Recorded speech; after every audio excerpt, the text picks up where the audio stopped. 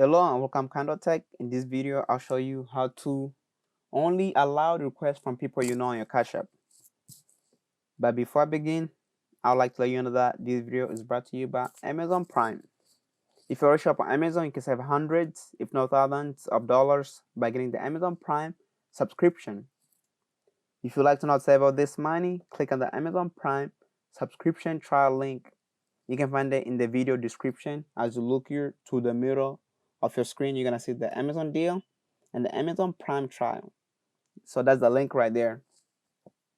Highly would recommend this subscription because it can save you a lot of money and you can cancel anytime, which is a huge privilege, guys, to cancel like anytime.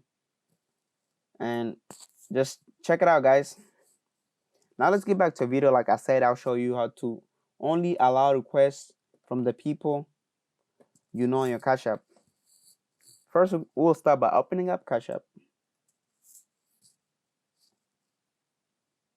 So once you go on this main screen right here, look on the upper right hand corner. We're gonna see like a profile icon or like a little circle with a person inside. Make sure you tap on that.